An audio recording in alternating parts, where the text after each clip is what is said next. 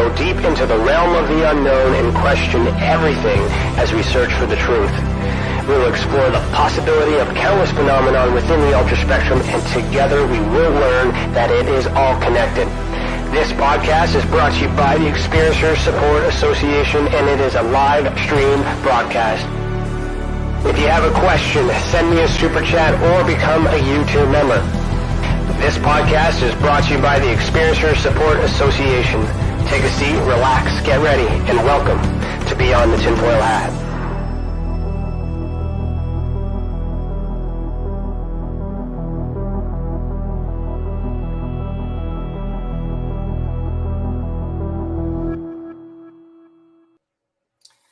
Hello, everybody. Today is Thursday, September 29th, 2022, and I, Ryan Stacey, am your host this evening. Welcome to Beyond the TinFoil Hat.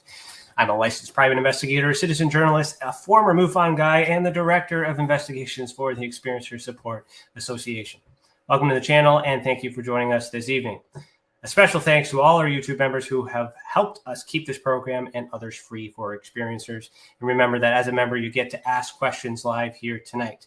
For all you non-members, you can super chat or send a tip on Rockfin to ask questions to our guests live. Every little bit helps. At the 2-hour mark, CC and I will have our after chat, so stick around and we'll keep the conversation going and chat with everyone in the live chat. We discuss what we thought about the episode and share some most recent news with Tessa. All right, so tonight's theme is UAP disclosure, fringe topics, and experiencer testimony. I like these episodes where I get to dive deep into experiencer testimony. So for our guest for season 4, episode 31 is Pricilla Stone. Pricilla is a student of the paranormal and other fringe topics with a focus on UAP disclosure. Her first UFO experience was at the age of 5, sparking a series of events and a drastic change in worldview. She also has a background in molecular biology, where she learned how to properly conduct and vet research. That's a valuable asset. Her channel, Quantum Wytch Cafe, creates a safe space for experiencers and authors of all types to share their altering events and chat about all things paranormal, fringe, strange, and UAP. She's also the host of UAP Book Club, a book club that meets monthly to discuss the latest UFO/UAP book. So you can find her on her YouTube channel, Quantum Wytch Cafe, and that's Witch with a Y, by the way, WYTCH. And you can also find her on Twitter, Instagram, and TikTok. So Pricilla, put on your tinfoil hat. We're about to go down a rabbit hole. How are you doing? How are you? Thanks for having me. I'm great. I have to say this. You have the best name in the world. The second best name in the world. First best name in the world is my wife's name, which is also Pricilla. Oh, shut up. I've never met. But she spells it with an S. So she's S as in super Pricilla. Yeah, that's supposed to be there, but my mom just decided to leave it out. So I don't know. What did she name you after? Let me guess. She said she just liked the name, but as a lover of Elvis, I'm going to say that she named me after Priscilla Presley. Yeah, that seems to be the trend with the Priscillas. All right, cool. So we're going to start with the icebreaker question, if that wasn't one already, from Cece. So I'm going to play a jingle, and then we'll ask the question.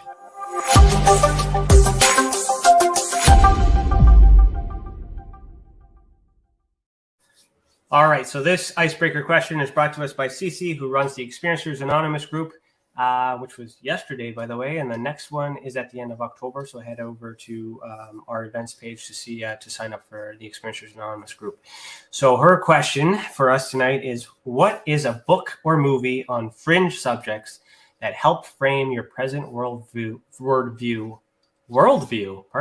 or perspective? What is a book or movie on fringe subjects that helped frame your present worldview or perspective?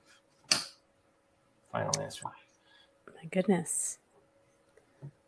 That is a tough one. And I can't think of one off the top of my head. I mean, I'm going to go with Close Encounters because it was just so, I mean, it's classic. And it didn't change. I feel like I've had more books change my life than movies. But that one was, it had kind of had that typical looking ET at the end, and kind of how the world was just gathered around. And I always pictured it being something like that. Interesting. For me, I don't know. I started with X-Files. I always started with X-Files. Yes. I think that was like a tradition for a lot of people. But like to kind of index in what I'm concerned about or what I'm focused on, the movie that popped in my head was The Fourth Kind. Oh, yeah, that's a great one too. See, it's hard to pick, and yes, X-Files was a way of life in the 90s. So, well, I'm an investigator, so that was kind of natural progression for me. But the Fourth Kind element, with the abduction phenomenon and the Sumerian connection. yeah. And police video evidence, which is also interesting for me. Yeah, that was kind of that was an intense one to watch too. If it's true, allegedly, who knows? Right. Now, am I thinking it right? The Fourth Kind was the one that took place in Nome, Alaska. That's right. Okay. Yes, the ending of that one just wrecked me for so long. It was very triggering. Yeah, it was interesting the way they filmed it because you had reenactments, and then that's what I like about this movie. We're giving a free review for you guys, by the way, but it was whenever they built the story. They reenact the story, but whenever the suspenseful stuff happened, it was actual evidence. So normally it's the other way around. You have something, and then you reenact the stuff that you hear about that you found out afterwards. So it made it really believable. I agree. After and it's hard to differentiate that in your mind as a viewer of a movie when they do that, when they mix actual like historical footage or evidence gathered from tapes or videos, and then they mix it with the reenactment. If it's done well enough, your brain just makes it all real. Mm-hmm. All right. Well, thank you, Stacey, for that icebreaker. My first question is, as always, why are you the way that you are? And what I mean by that is, how did you start as far back as you want to go, and walk me through your life up until now? Okay, well, I grew up in a pretty open household. It was Catholic, but my grandmother would always talk about spirits, about mediumship, essentially, without calling it mediumship. Being Catholic, we also did a lot of weird Catholic ritualistic type things without them saying this is a Catholic ritual. But she kind of mixed in what is known as Santeria with it. So we'd be like burying saints on certain days for stuff. I caught her a few times doing card readings for people late at night, like tarot cards, but with a deck of playing cards. So we had all sorts of visitations, and I experienced all sorts of entities as far back as I can remember. Not necessarily what we would consider extraterrestrial, but as I was being taught, being in a Catholic household, it was either human ghosts, demons, or angels. Okay. Thinking back, it could have been anything because I don't recall any of them ever saying, "Hi, I'm a demon," or "Hi, I'm an angel." So that kind of started the weirdness. And my grandma was kind of weird like that. Like she loved to watch paranormal things. I don't know if you remember the show Sightings from like way back in the day. And then obviously she was a Trekkie, so I'd fall asleep. She'd watch that from time to time. And then I was always into space. So my grandpa started showing me constellations, and long story short, I was sneaking out at night to look for constellations. And one night, as I found Orion's belt and these 3 spherical lights came on of the triangle. Okay. In my mind, I thought it was one spaceship, because I probably would have called it, and then they started doing these maneuvers, like spinning to the right, and they would go up and then drop down. And then the individual lights were kind of like, they were self-contained spheres, like an amber, I wouldn't say amber, I would say more of a golden white color. Okay. About the size of a basketball. At this time, I'm only noticing them spinning and then realizing that they were not one ship or one craft, because they did the spin thing up in the air 3 times, and then they lined up, and then they just like shot off, like instantaneously. Were like, it was almost, they were just gone. Like they started to shoot up, almost like you see those hypersonic missile tests, but faster than that because you didn't see it. How old were you when you saw those? Kindergarten. 5 or 6? 5. I would say 5. Interesting. And is that your first experience before? Is that your first experience that you remember? That's the first experience I remember with UFOs. Okay. What happened next? Well, after that, I started getting crazy dreams, sleep paralysis events. The demons that were doing the sleep paralysis initially sort of kind of turned into these like creature looking things. I would wake up just terrified, and my body would be sore. Like I would feel my whole body just like every muscle in my body was just like being clenched. Like if you got one of those muscle contractor things with the electrode and you put that on and like it clenches your muscle for you or contracts your muscle for you. It felt like that was happening all over my body and I couldn't wake up. And then I started seeing the figures on the side, which looked like kind of like a traditional gray, but mean, not like friendly. So that started happening and I'm too young. I'm not looking for marks like we would today, right? Like if that happens to me tonight, I'm going to be like examining myself, but I'm little, like I'm thinking that these are just some sort of demon. I'm not making the connection between possibly seeing the lights or going out there and intentionally looking at the sky, trying to find things. So it changed from monsters to that. And then it was kind of a mix of everything. And then I would wake up, I would be able to open my eyes at times and see shadow figures, but small shadow figures, like in the shape of a gray. And it became to the point where I couldn't see a picture of a gray without like just get this sinking fear, like irrationally just paralyzing fear. I wouldn't sleep. I try to stay up all night. Right. So that went on until after I left Alaska, it stopped. I was in Arizona when this was happening, but because of the military, we moved a lot. And after I left Alaska, the events pretty much stopped. But it was sleep paralysis with grays for a long time. When I was in about first or second grade, I woke up in like not painful sleep paralysis, but I still couldn't move. But it wasn't painful or scary. And there was like a figure at the end of my where I was sleeping by the window. And it looked, now what I understand, kind of like a mantis, but it wasn't solid. It was like almost like a hologram. Transparent. Yeah, transparent, kind of like your hat is giving like a different color. Like, you know what I mean? It's kind of like that holographic color. Okay. And it was kind of like glitching in and out. It felt like it wasn't solid. And I saw it and I'm looking at it and I'm awake and this is not a dream. And I'm saying, this is not a dream. You're awake, but you can't move. And then I don't know where it was just kind of like, shh, like it felt like calm. And then I fell asleep. And I remember just drawing it the next day, showing my friends at school, and they like made fun of me. And, you know, even after the first experience with the orbs, I remember telling my kindergarten teacher, who was a sister, not a nun, but a sister, similar. And she's just like, God doesn't make stuff like that, you know? So I'm thinking, what, did I watch Star Trek with my grandma too many times? Or, you know, I'm young thinking this, like, what's wrong with me? Is it my imagination? You know? You do know that a lot of people do experience that as well. So you're not the only one.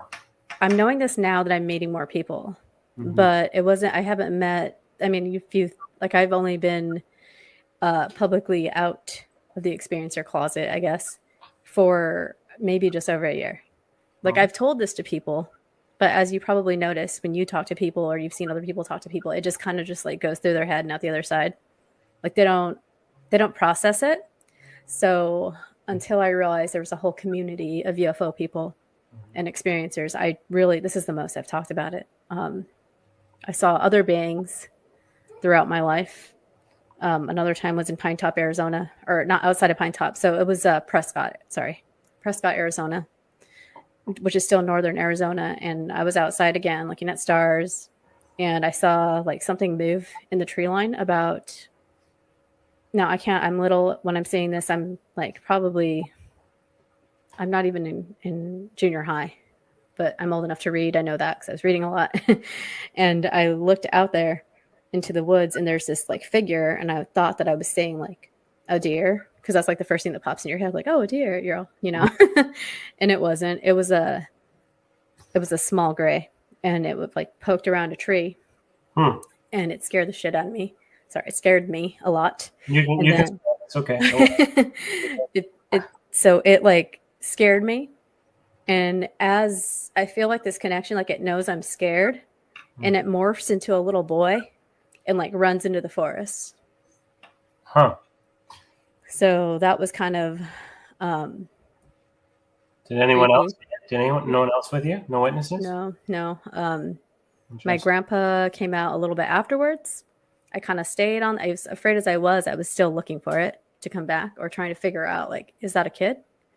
And then when I told them, because my grandpa was a smoker, so he came out and, was like, what are you doing out here? Like by yourself kind of thing.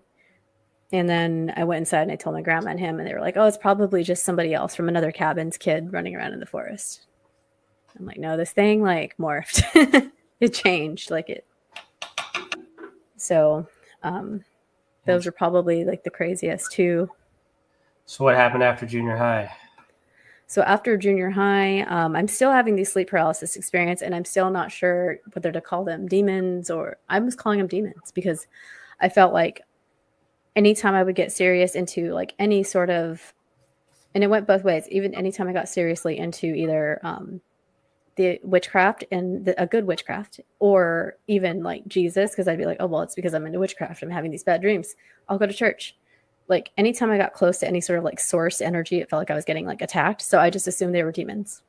But now that I know a little bit more about things, I'm thinking that, when you get into any spiritual practice, it opens your senses up. It opens up a lot around you. And you're able to have like your spiritual clairs turn on, like your spiritual, I hate saying gifts because it makes it sound like only some people have it and everybody do have it or does have it. Mm-hmm. But now I'm thinking I was just opening myself up and these things were coming through. I was not weirded out until I woke up outside a few times and without sleepwalking, not without being a regular sleepwalker. The first time was in grade school where I first saw those lights in Phoenix. The second time was in high school. I woke up on the other side of a fence after having a sleep paralysis event with Grays. And then this is the hard one to talk about because it was kind of recent. A couple of years ago, I woke up outside as an adult, as a mother, after sleep paralysis event. And that they've been more and more spread out. So it's concerning that it's still like, it's super, it kind of feels like you drank too much and then you blacked out. Yeah. And you don't know what happened. But I'm not really a big drinker. And yourself in order to verify those things, right? You've obviously already. Yeah. Like I don't sleepwalk. I sleep talk, but I don't sleepwalk. Have you ever been tested just to verify to make sure that that's not what's happening? Because that's sleepwalking. Yeah. I mean, you could ask anybody that's lived with me. Oh. I do. I mumble in my sleep and I say weird stuff. Like I talk in my sleep, but I don't like get out of the bed and like walk around. Like I've not, It was dangerous though. Yeah. Walking into traffic. Yeah. Yep. I've seen people's security footage of them walking around, going outside. But yeah, like I don't get out of bed. So like waking up outside and like nobody's like responding. Like, like I'm outside all of a sudden. My husband's passed out on the couch and won't wake up. And the dog's just like, man, like I don't care about you. Like, like how does that even, it doesn't, and then, of course I want to say like, oh, I'm just into it too much. Right. But why haven't I sleepwalked since, or why don't I sleepwalk more? And why is it always around some sleep paralysis event or? Well, in order for me to answer that, we would have to really get into more detail and more personal questions that I don't want to ask here, but I'm thinking them in my head and I'm trying really hard not to ask that in open space and put you on the spot. Have you ever officially like made a report to any reporting agency? Have they helped you? Has there been any suggestions or referrals to by anyone to help you live with this? No, not really. I was in a space one time on, oh my gosh, what is it called? Clubhouse. I was on a Clubhouse space one time and ended up in a room with Alan Steinfeld, and he's like, you need to get regressed. Like, you need a past life, you need a regression. I'm not sure if I want to like remember anything, honestly. If I was waking up super freaked out, and until like the past couple of years, like now I love like little gray alien emojis, and I love now I've like embraced it. But there was like a point in my life, and all well into adult life, where I could not see one without just being like I wouldn't sleep. Like I'd try to stay up. You know, when you're afraid, you try to stay up as long as possible. Yeah. Like so. So okay, just piggybacking off of what you're saying, and then in real time. So we do have the option to submit reports. So if you go to our website and you hit submit a report and you choose to fill that out, that'll get sent to me directly, and then I can look at it. But like, it's not just investigations. When we talked about Experiencers Anonymous earlier, what we try to do here at the Experiencers Support Association is to try to I focus on investigations, of course, but once the investigations are done and we kind of rule out some of these things, which is why I asked that question, but we don't want to get into too much details here live. But then I could refer you to regression, or I could refer you to other people, but these are private people. But I would want, as a, because I feel like you don't want to know the answers either. But you might already know. You just don't want it to be true, and and that's fine. And everyone's journey is their own. Right. I've been told I should do regression for my own experiences. I refuse to do that because I don't want to know, because I'm trying to be unbiased with all these investigations and whatnot too. But I'm not saying you have to report to us. But what I'm saying is it would be beneficial if you were to document it, journal it at the very least. Keep a personal record, and then get your regression. Right. And then learn what you learn from the regression, because sometimes that regression is recorded, and then compare what comes out of the regression to the notes that are already established. When we get a report in and do the investigation, it's time stamped. And then after we do the referral, I can go back to the report and say, it's interesting that you elaborated, because I can also talk to it's also, you got to be careful with who you select for regression, because obviously there's monetary value. Some people charge, and if they do charge, that might be the motive, and they might imply or encourage you to believe a certain way. It might not be true, because they're just trying to line their wallets. So it's really hard to find that genuine one. But if it's backed with an investigation, or if you at least investigate it yourself and dial into questions that you want answered, when you go to the person that provides the regression for you, you can ask them to focus in on specific things that only you know the answers to, and then that. But the challenge with regression is once you unlock that, there's no going back. Yeah, that's the scary part, right? Mm-hmm. And like, that's why I say I don't want to know. Like, if I was something happened to me, great. I'm taking what I know, I'm putting it out there, I'm using it, doing my thing, but I don't want to know. Have you had anybody? Sorry, I know. Have you had anybody ask you, like, well, how can you advocate for experiencers if you don't do this and you're telling them to do this? Like, because I ran into that, which is the only reason that I've talked about this publicly. So how do I advocate for experiencers if I don't do what? So if you're doing an investigation and you recommend an experiencer or contactee, whatever they want to be called, if you recommend that they do a regression to find out more about their experience, like, for example, like if you, like my mantis thing, like that's one where I'm like, what the hell happened? It wasn't mean. It didn't feel mean. I wasn't afraid. I was afraid because it was weird, but I wasn't afraid. If I do my regression and I find out all this weird stuff happened, I don't want to know that, but I've said that to people, and they're like, well, how can you suggest to experiencers that maybe they should get a regression when you don't want to do a regression? How can you, they're kind of saying like lead by example. Lead by example. What I mean?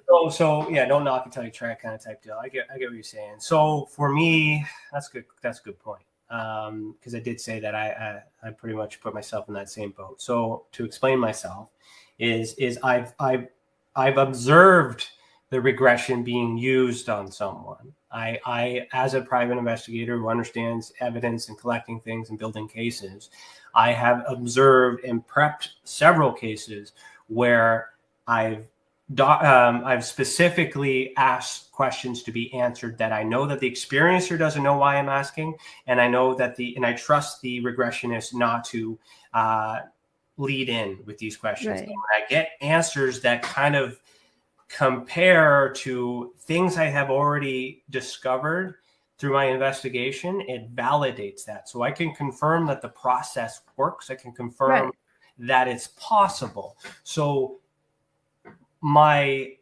neglect comes from perhaps fear or I ain't got time for that. So so I think it's fair to say, just because I don't do it doesn't mean I don't understand the use for it and the need for it. I don't know how else to compare that, but that's like the pandemic. If you decide not to be vaccinated, but you still appreciate the fact that people might need it, there's things like that. So how would you advocate? How would you explain that if I asked you that question?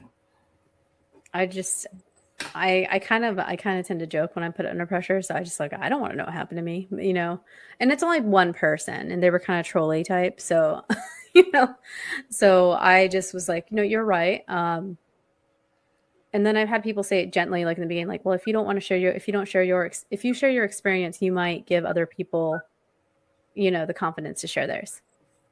So that's fine. But the whole regression thing, like I don't need another existential crisis. And some people have to know the answers and they're compelled to know it. So that's the only time I would say, and I honestly don't recommend it because I'm not an investigator.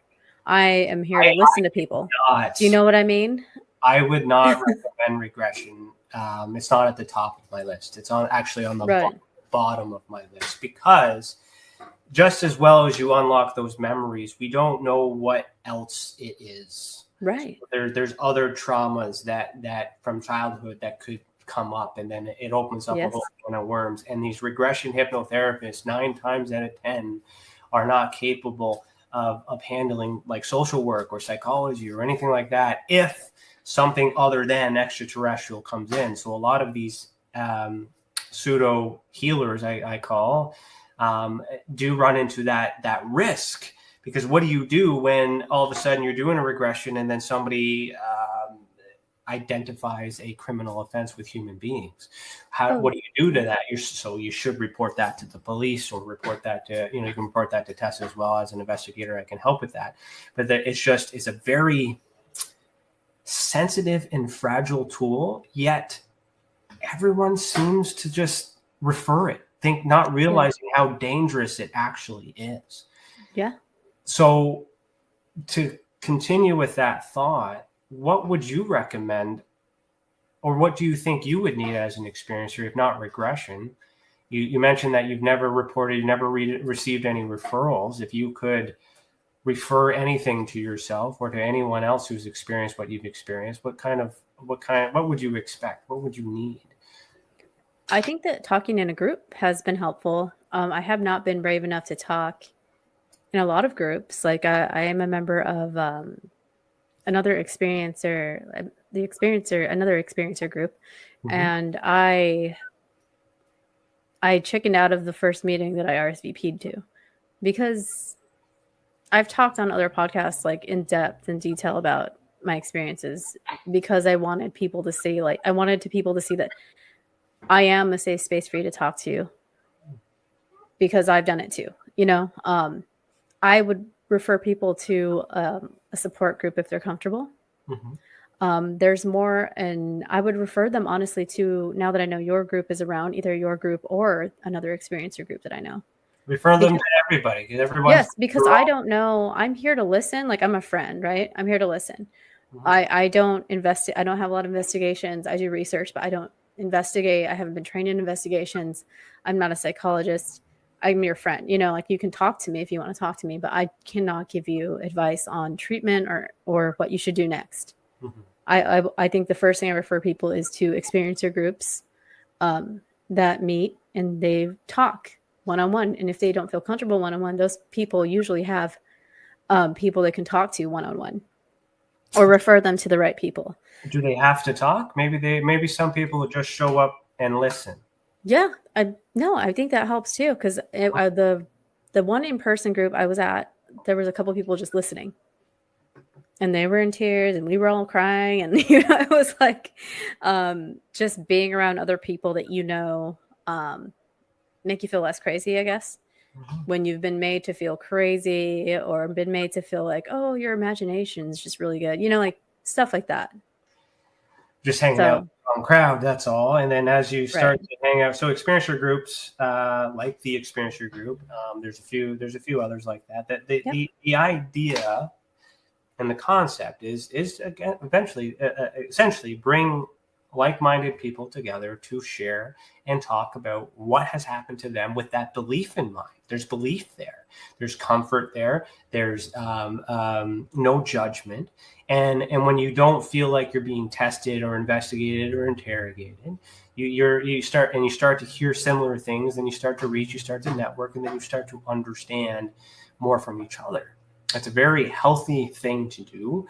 That's why I said if you're going to refer to any group, refer to all groups that offer that type of service, because it's up to the experiencers to decide what they want and what they need. If they need to try many different things, because our methods may be different than other people's methods.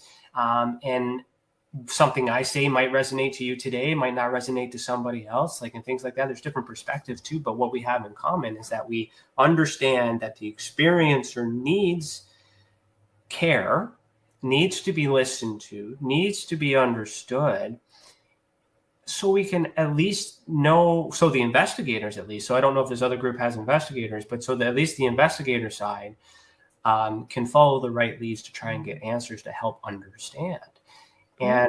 And because we don't have actual police officers, we don't have actual doctors we don't have all of these things. We have people that share the same passion and earning to take care of our own in this pseudo bracket, which is challenging on its own because it's not accredited. But really, if you remove all these certificates and all these things, what are we doing? We're just human beings taking care of our human beings. It's no different than opening up a door for someone when we see it. It's politeness, it's courtesy, it's needed. So when you get into these situations where you're not feeling that, not just getting that, feeling that, right? Those people are looking for specific questions, for specific needs to achieve a specific goal that is not in line with taking care of the experiencers.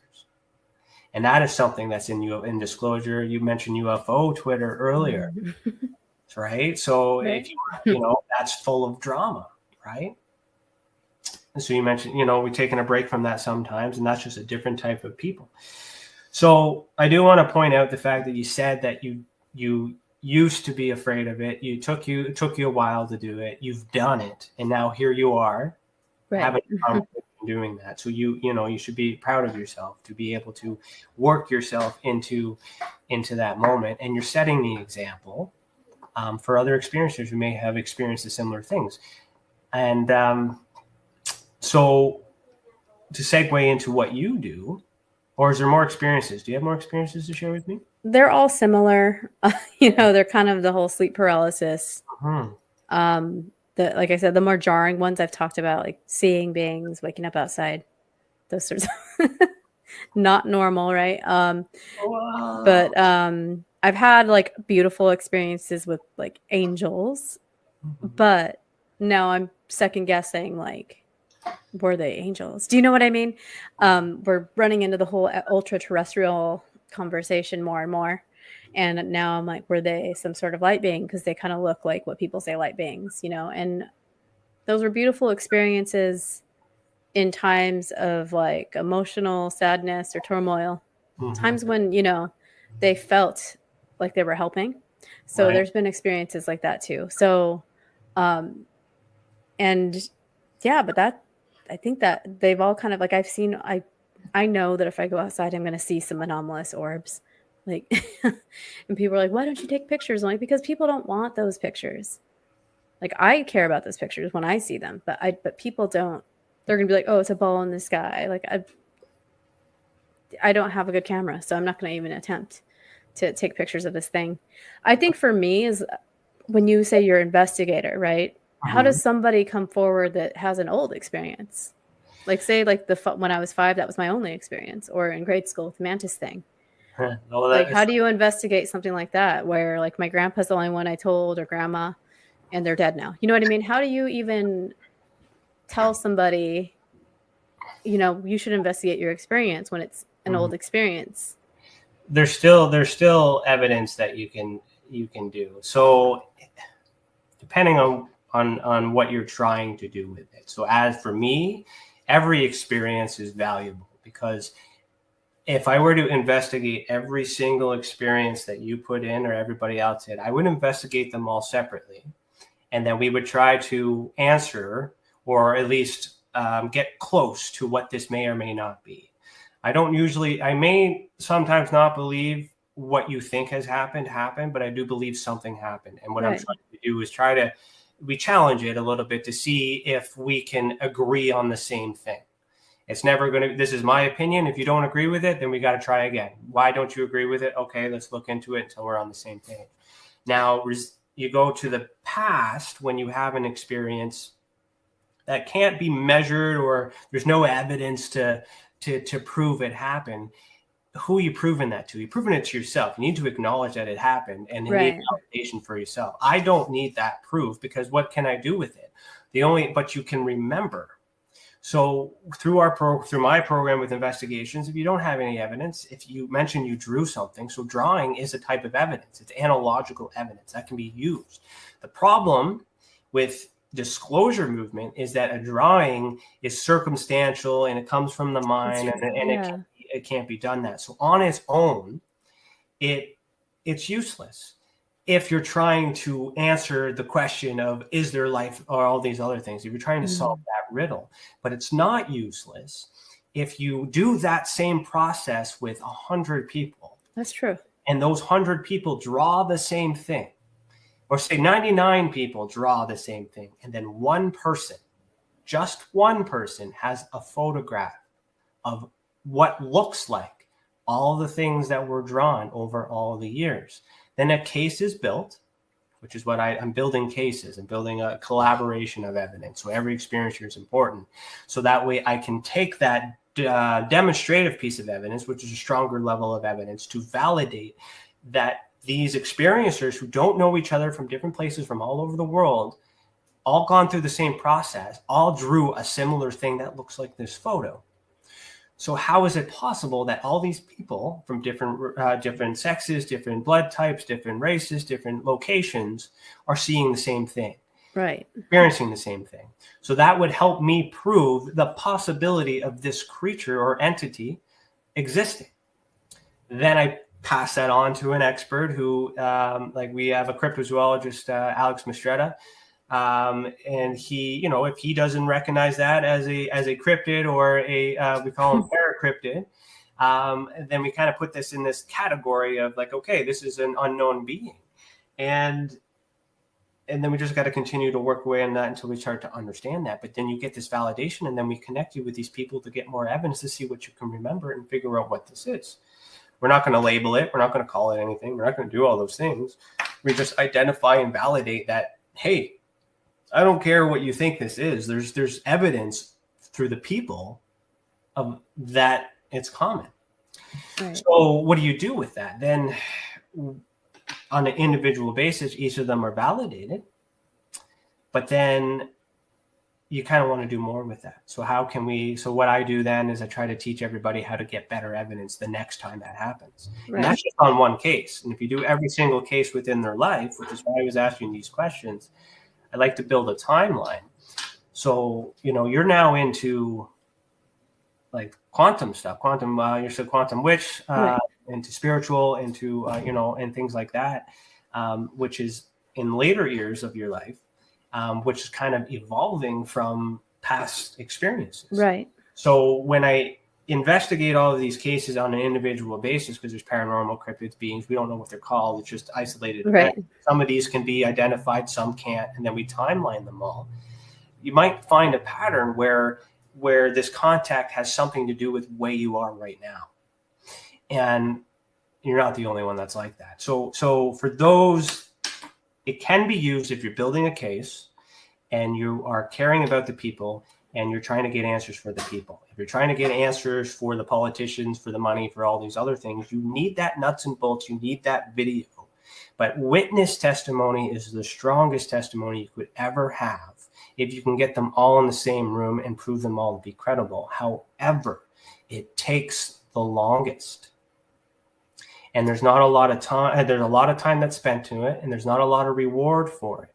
So when you are, so this is a message to all investigators out there, since the question was on to me, and experiencers, when you want to look for a group that spends more time with quality than quantity, and you're more than likely going to get best results because they care. It really does seem like you care. I've never really, I know people that, I think you're the first investigator that I probably, like, I've read about other investigators and I've read a lot of books. So it's one of those things where there are people that have taken it seriously, but it's refreshing to meet another person so passionate about it. And also you care about what people are saying. So I think that's important and people pick up on that. I not only care about what they're saying, I care about how they're feeling. Regardless of what I believe is the explanation for what you just described to me, I agree with you that it's terrifying to not know these answers. I agree with you that it's concerning to not know why you're going to bed and waking up somewhere else, whether there's extraterrestrial involved or not. Those are things that need to be looked at to make sure that you are safe and there is no underlying mental illness or condition that you may not have known about. We need to rule those things out. But just because we ask those questions doesn't mean that that's the reason for it. Right. There are some people out there that take alcohol, so ask questions. Were you drinking that night? And, so it's okay to ask that question, but it's why are you asking that question and what are you going to do with the answer? Because people think that if you were drinking, you're not credible.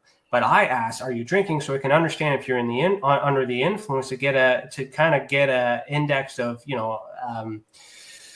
it's not so much for credibility, but to determine whether or not that alcohol or drug influence even matters in relationship to the event. So so that way, when the experiencer comes out and testifies or shares their experience, and someone comes out as a heckler and says, "Oh yeah, they were drunk that night," like, yeah, they were drinking, yes, but these people weren't, so that doesn't matter, right? So the problem we're having is everyone is not taking. Is no one's compiling the data, bringing all the experiencers together.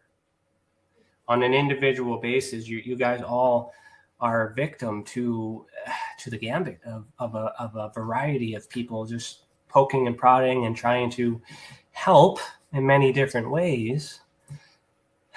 But what it all comes down to, as an experiencer, you choose who you talk to, you choose what medications you want to take, you choose what help you want to do for yourself. You have 110% control of your experience. So you should be more mindful of who you decide to share your experiences with, because it's your experience. And if it wasn't for people like yourself sharing experiences, I wouldn't have information like this to share. I wouldn't be able to write a book. I wouldn't be able to do anything. And I think some of these people forget that. They are held high and they're doing all these other things and people buy their books, but it's because of us who are supporting them, and then they're not giving any support back. So I'm overselling it here, but it's just because you said you haven't received anything like that. So I'm glad you found us. That's a little information about what we do. Let's talk more about you. What is your thoughts about disclosure? How about that? Are you into the UFO UAP disclosure movement at all? I am, not because I think that the government's going to tell us everything and hand it to us. I'm in it because it's wrong to keep this secret from the people of the world. I don't want to say from the American people, because I've heard people say that, but from any world government should not be keeping these sorts of secrets when it deals with something as existential as having another being living, either coexisting with us or from outer space, whatever it is, or they are. Where are they? If you know that, you need to tell us. You also need to tell us if they're capable of manipulating our perception of reality, because they're absolute and how we're perceiving them it could be completely two different things. So it's more of like you've lied to us and it's wrong. So that's the main reason I care about the disclosure movement. I obviously care about people more than anything. But I do think that since there is a fire lit in people right now to get government disclosure, official disclosure, I think that we still need to push that, but also still hold space for experiencers and contactees and people that have had these crazy experiences. Like you have to have both. I don't, like I said, I don't trust anything that, like the hearings are great that are coming up and that have happened. It's great that that's happening because it's turning lights on for people that would not have believed this is real had they not had their government acknowledge it. So that's my big thing. I don't need disclosure. I've encountered so many things, so I know there's some weirdness happening and I don't need, so this disclosure has happened, in my opinion. I think so. Yeah. Happening. And there's personal disclosures, there's personal truth and real truth and things like that too. You say that they lied to us and you say that they know, but like, is it possible that the government actually doesn't know and this might be something else? Yeah, they might not know what it is, but they know something is happening. They might not. They've acknowledged, they've acknowledged that they too also don't know what's going on. Right. But how long has that been going on? How long have they been trying to figure it out for? And why are they just now saying, yeah, we've been trying to figure it out? Do you know what I mean? Does UFOs mean aliens though? No. So it could. What does alien even mean? And now alien can mean so many different things, right? I could go to another place and they call me an alien on this planet. So when we're fighting for a disclosure or a confirmation or validation, and it's on that belief that they have lied to us. We haven't been able to prove that they have lied. We just think they're lying because of other things that we get through documents that are redacted. Same thing helps here in Canada. So, there's missing pieces to the puzzle and we speculate. But that doesn't mean that it's true, because when we get these documents, they choose what we get to see because they know what we do and we know we're missing the information and they might know the truth. But what if it's not aliens? What if these beings that you're seeing are human? Yeah, that's the other thing. If they think that there's humans that are coexisting with us for however long, maybe before us, right? Maybe in the ocean, maybe in caves, who knows?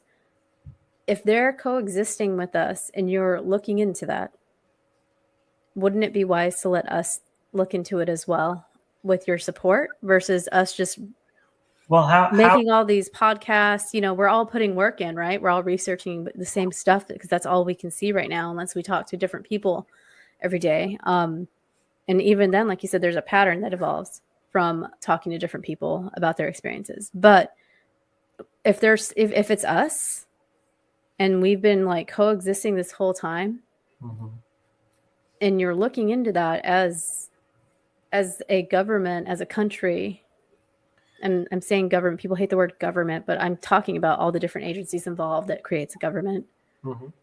If they're investigating that and they're concerned about it, whether it's just out of curiosity or national security, that gets thrown around a lot, we should be concerned too. We want to know too. I mean, some people might not want to know, just like I don't want to. But well, they will let us know what we need to know when we need to know it. The underlying thing for me is that if these beings do exist, they have the capability of contacting you at any time that they want. Yeah. They have the ability to contact me at any time that they want, any experiencer. So does that mean that the government can control them from what makes us so special in terms of that? Or is the government just doesn't have control of that? It's something that does coexist, as you say. So the confirmation that we get is from the experiencers. Experiencers are disclosure because for some reason we are connected and we are able to see and we are able to feel and experience this other place which these beings come from. Right. So the government may not be able to explain that, but I don't think they can control that. Right. But at the same time, they need to control us because we need to do what is needed to do to keep this world going. And there's a master plan to that. So if the government decides to not tell us anything, is that for good reason, for the greater good? Can we not trust that they're not telling this for a certain reason? Because imagine what would happen if everybody knew aliens existed. How many people would would jump off a cliff? I don't think that everyone is ready, to be honest. But at the same time, I also pay attention to history. And not everything that they say they're doing for your own good is for your own good. Mm-hmm. My dad's side is Native American, and a lot of that assimilation, this happened everywhere, right? Especially in Canada too. That was supposed to be for their own good, to civilize them, the assimilation camps, right? So I mean, I know that's like people are like, well, now you're taking it to a whole conspiracy theory. I'm not saying that I believe that, but I'm also saying that you have to give people the choice. Otherwise, they're going to find out later, and then you lose more trust in the process as a government running a nation of people that are supposed to be able to kind of think for themselves and contribute to your decisions on what we see and what we don't see. It's challenging. It is, definitely. Because in their position, they're responsible for several billion people that could interpret any message one way or another, and it's not going to be a universal thought. True. No matter if it's the truth, some people aren't going to believe it. It's going to be challenging. So if they know what it is and they choose not to tell us, do you not feel safe in the sense that at least the government knows and it's handled? Because it's not overbearing, other than your personal experiences, which appear to be demonic, perhaps because, and I'm reaching here because I don't have all the information, but perhaps the intent of the reason they're visiting is not known to you. So you assume it's negative because you haven't conversed. I didn't say but it is something that doesn't look normal. It's in your bedroom or whatever. All these things that happen, circumstances does appear. It's an intruder and it is scary, but was their intent to harm? Was their intent, right? So there's a lot of things. I think about that all the time. I think that in one experience, it was kind of like, we're not trying to hurt you. We're just doing our job. Or they're maybe looking back going like, do they see us? You know? Like, or like, like little things like a mosquito's biting you, smack it. Like, what was that for? It was just I'm not trying to say like, I know that some people's experiences, especially after doing regression, they're very traumatized by it. They have all this horror. They have to work through that, and some cannot work through that. Right. So I know that scary things happen to people that they cannot rationalize as saying, oh, it was just doing its job. But at the same time, all these things need to be taken into account, right? Yeah. And it's hard to find one answer because I don't think there is one answer. No, but it's fair to come to these conclusions with missing information. And so if the government says yes to one thing, they have to say yes to everything. They can't say aliens exist without saying ghosts exist, without saying Bigfoot exists, right? All these things, right? So it's challenging. Religion will be destroyed. All these other things.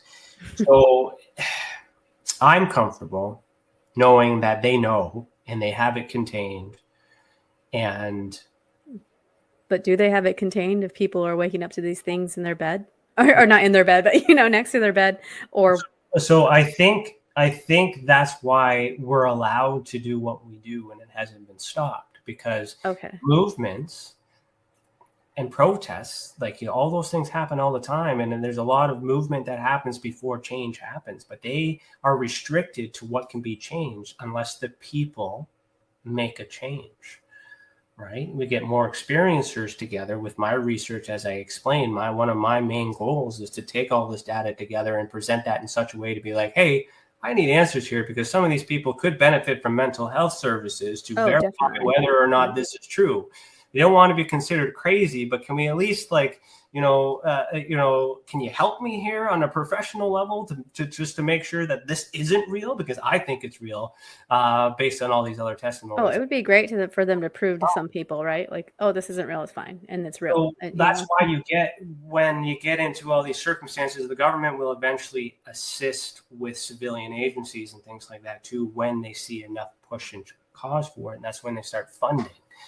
But when they fund, that's when everything changes because they now have control because they now have the money. So are they funding it to help or are they funding it to regulate it and to keep it controlled? What are your thoughts on that? And then we'll take our commercial break. Yeah, the thoughts on that are, I agree with that. Is there an ulterior motive? Which is one of the reasons why I see Avi Loeb does not want to have a lot to do with the government when he's running his Galileo project, because he does not want them to have their talents. He didn't say this. This is like paraphrasing. He doesn't want them to have rights over things that he's found with his project or his study. And I get that, because the second you collaborate with somebody, it's theirs too. But he's got to make his own money somehow in order to fund the project and things like that too. Absolutely. Is it easier to take money that you're not sure what sort of strings are attached to, or is it better to take the longer, harder route and get independent funding and get the research that is completely yours that you can share with the public? It just takes one person in this world to find that definitive proof, and then it's an answer for everybody. If it's not going to come from the government's giving us enough of information for us to put the pieces together. I think they just want us to figure it out. And once we figure it out, what do we do with it? And we're working for free, right? They're not. For the most part, We just need to evolve as humans. So I think we're the special ones. I think we are gifted. We're able to see it. I know gifted's not a good word to use, but I think there's more human element to it than we realize. And they don't want to tell us that, because then we become more powerful. And, we get into remote viewing and all that other consciousness stuff. Yep. So we'll pause right here, and we'll continue after a message from our sponsors. If you're listening to Beyond the Tinfoil Hat, this audio only version, head over to youtube.com/The Experience Support Association to see the video that goes with the audio. You're listening to Beyond the Tinfoil Hat, a podcast by the Experience Support Association, and we will be right back. It's your business. It's your property. Your assets are worth protecting. Blacklight Investigative and Surveillance Services specializes in patrolling and inspecting residential or commercial property against fire, theft, vandalism, terrorism, and illegal activity. People and buildings are monitored to prevent crime. Keep your property, your people, and your assets safe from threat. Our elite staff are dual licensed private investigators and security guards. Blacklight Investigative and Surveillance Services. Go to blacklightiss.com.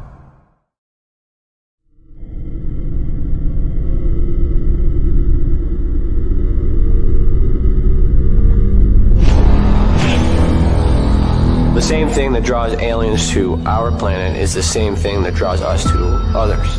Exploration, curiosity, sustainability of life. That's why we go. It would make sense as to why they're visiting here. Travis! Quit playing around, man. Get back here. Travis! The last thing I remember was this numbing shock. Stunning sort of a feeling. Very powerful. Get away from me! I was just out of my mind with fear, just screaming the whole time. It's been theorized that aliens prefer remote areas because they don't want to attract attention. Whatever it is that they're doing, they would want to do that in a less populated area.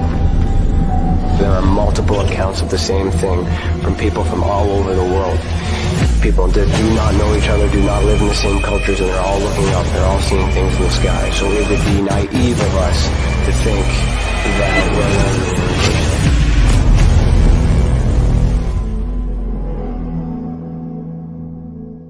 Ryan is one of Canada's leading new UFO investigators. He conducts and oversees UFO investigations on a constant basis and was really taken by his research. He's compiled a tremendous amount of data regarding UFOs in Canada. And just as interesting, he really goes over how UFO investigations are done and what are some of the mistakes that people make when they submit evidence. Note for starters, don't edit your videos or photos before you send them. If you want to hear more follow-up conversation between Ryan and myself, you can go to richardolamembers.com, where we have a candid conversation on ufology, the paranormal, and more.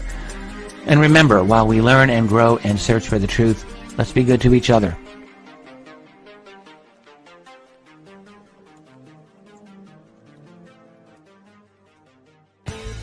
Welcome to the Observation Deck, a state-of-the-art, one-of-a-kind virtual platform that takes video conferencing to the next level by using avatars to navigate a campus, just like you would in real life. First, you install the application and design your very own unique avatar. Then you're free to explore the various areas of the campus at any time from anywhere. There's so many areas and activities to choose from on the platform. There's a 1,000-seat auditorium, a large expo hall, a movie theater, a nightclub, an art gallery, and even a beach. Come attend a conference, or take a class, or hear a lecture. Meet new friends and interact directly with presenters. It's all right here on the incredible Observation Deck campus. Where in the world will you go?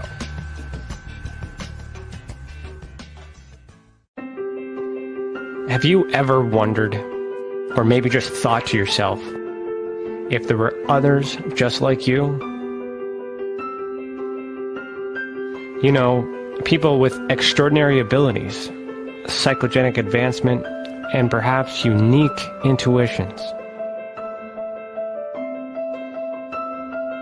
Maybe you just wondered if there were other people who experienced unimaginable, unexplained, or even unusual and paranormal events. Are there people who have more questions, more fears than answers? Well, you're not alone. You've never been alone. We believe you.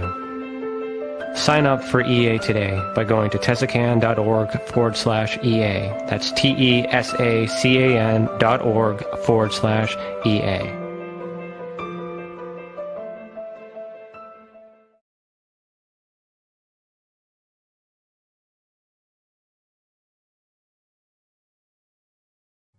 All right, welcome back. You're listening to Beyond the TinFoil Hat. Have you ever experienced an unexplained event involving the paranormal, UFOs, extraterrestrials, dog man, or any other paracryptid?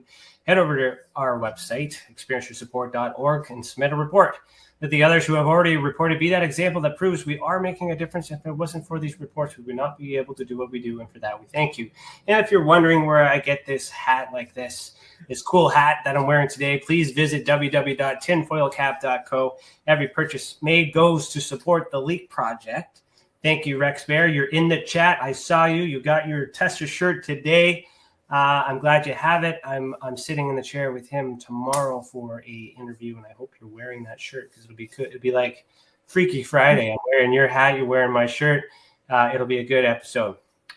Okay, so where do we want to? What about psyops? So we're kind of leaning towards that. So if it's human oriented, just to try and figure out, bounce some ideas about what may be happening. Is it possible that these aren't beings and these may be some sort of manipulated thoughts projected into experiencers' minds in order to, I don't know, for some other purpose? What do you think of that? I think that it's definitely a possibility in some cases because a lot of the beings that we're encountering, whether they're alien, extraterrestrial, or interdimensional, I think that their reality may only be perceived by us to our capability of perceiving it. So they're out, like they are just as they are, right? A certain vibration, a certain frequency, a certain being. and that's their absolute. And our reality is to perceive this information being thrown at us to the best of our ability. And I think in some cases it's that we're just doing what we can with the information we're getting to our brains. Like our brain's limited sometimes, maybe in perceiving what they actually are. So we're filling in the blanks just like our brain will do if you cover one eye, or you know what I mean? However, I think that there are some beings out there that may be placing the thoughts into our heads, right? Because why maybe do you think they would do that, though? What's the motive behind that? I just think that the varying amount of experiences and descriptions, there are a lot of commonalities. But when you read something like Operation Trojan Horse by Keel's book, or if you read Messengers of Deception by Jacques Vallée, it's just case after case, and there are a lot of similarities. However, there's those outliers that just don't seem to make sense, and not a lot of people seem to know why. So are they just projecting this into our head because it's easier for them to do their work? Do you know if they are nefarious, say they are in here doing, experiments on us or whatever, there's a lot of different theories around experiments, right? What if they're just putting these thoughts into our heads so we can process it? Or maybe it's just easier, like, for them to work on us with these illusions being put into our brain. I don't think that's true a lot of the time, just to say that. But there are cases where you're like, well, why is their experience so different than some? Or why are all these experiences from, like the Greys, for example, why are people always taken into these sterile environments? Is that real, or is it something being projected? It does have that experiment type vibe. Like a movie came to mind was Mercury Rising. Have you ever seen that movie? I believe that I saw it a while ago, but I couldn't recall. It's got Bruce Willis in it. It's got the boy there from The Sixth Sense or whatever, I think. But anyways, basically the CIA puts a code in a puzzle book, and then that's right. Yes, I remember it now. It solved it, and then all of a sudden he's like this, like they want to get him because he code break the most notorious code that could ever be broken. So I mean, the narrative is that they did it as a joke. They didn't think it would ever happen, but it happened. But what if it wasn't a joke? What if it was intentional? Maybe they are projecting something out there, a net projection, and some of us are tuning into it. Some of us are responding to it. And are they evolving us? Are they changing us? Are they trying to make us better? And are they trying to make us crazy? Is like to each as the subject matter, we're going to have one way or the other on anything we test, right? So if they're intending on harming us, and then those that can't be harmed, that's obviously the other side that they're attacking. I would suggest that the reason behind that is because they don't want us to be better than what we are. They don't want us to take over. But what if they want to encourage us to be better, and this negative stuff is just a side effect? Right. Right. That could make sense, because just because something is scary doesn't mean that there's intent to harm, right? Mm-hmm. Anything can be scary if you're viewing it a certain way. Think of I've suffered anxiety for a long time. Things that are not scary to normal people would put me in like a panic attack. Yeah. Do you know what I mean? So it's how we're processing the energy of the moment. And that doesn't mean like it's like we're taught like a demon. Now I'm even questioning what are demons now at this point. Like the traditional demon, I'm here to hurt you and take your soul or whatever. It doesn't feel like that sometimes, but it's still scary, right? But then there's things where you're like, I know this thing's going to hurt me or is trying to hurt me. But is it hurting you as a side effect, like you said, or is it actually trying to hurt you? If it's actually trying to hurt you, why are you still here? Why aren't, why do you live to tell, right? Exactly. So the intent, that's what I'm trying to narrow down, is to prove the motive and the intent. And then once you can establish the intent, you might be able to determine who the suspect are, who's responsible. Suspects, right? Because there's so many different types of beings that people experience. Yeah. So, and that's it. They have to test it. There's all these rules and things like that too. What better way to experiment with the mind, because it can't be proven. And if you do speak out, they medicate you, they lock you in a room, and they like schizophrenia. There's all these options available in case the experience goes haywire. So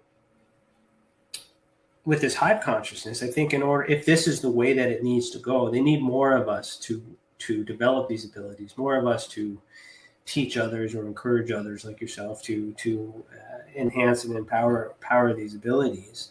And then that way we're capable of doing something, whatever it is that they need to do. They're not going to tell us to do that. But if we figure it out on our own, and I think for some of us, we do figure it out on our own because we do things like podcast, and we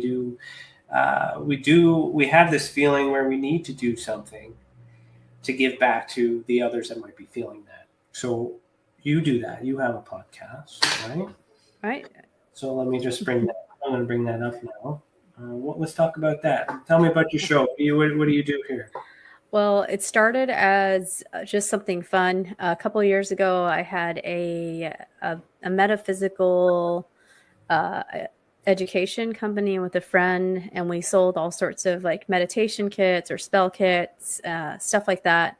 So it started there. But I always just ended up back with like the UFO stuff, like always going back to it because of the one experience.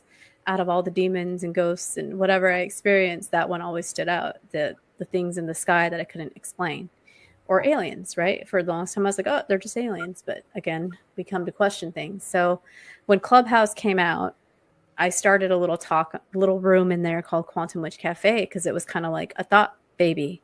Like, I'm a coffee addict. I love cafes. I like old cafes. Like, I mean, there's a lot of Dunkin' and Starbucks in this area because I'm in a city now, but I just love the thought of going to like an old cafe and talking about like having deep conversations like you would over a campfire. But a lot of people have these in coffee shops. So, or I have with people.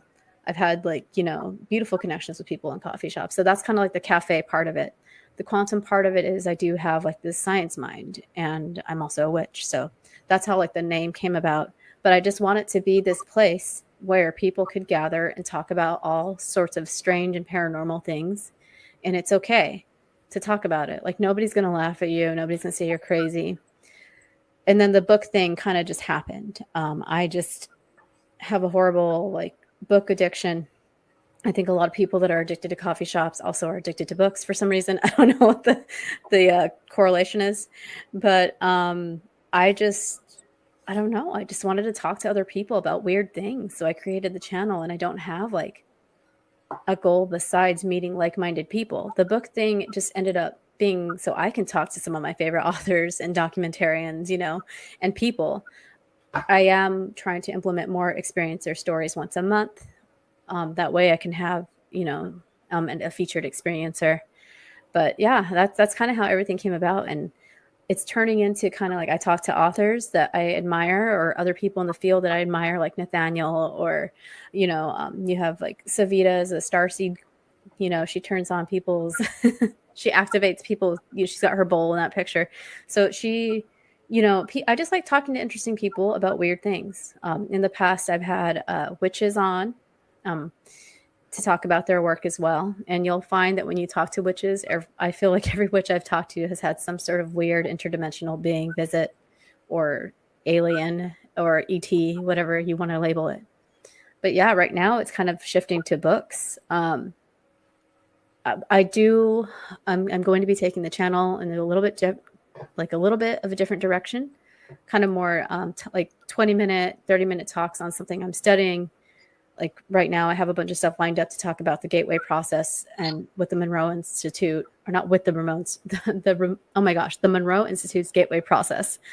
I've been obsessed with that paper that was, declassified, because that paper, not so much the paper itself, but it's led me down different rabbit holes about consciousness that I really find interesting, and how that could relate to how we experience the phenomena, like in our dream state, in a hypnagogic state, like where time is so different.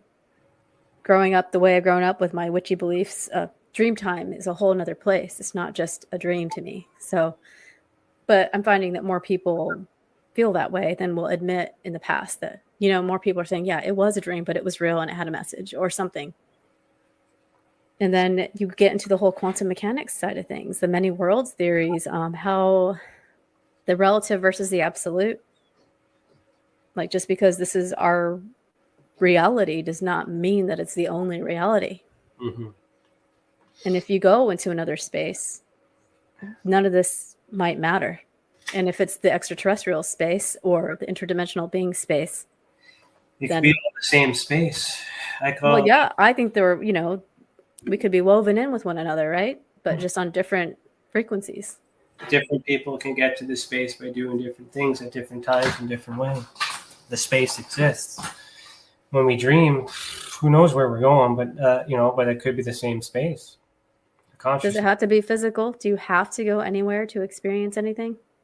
No. Are we actually going anywhere when we're going somewhere here?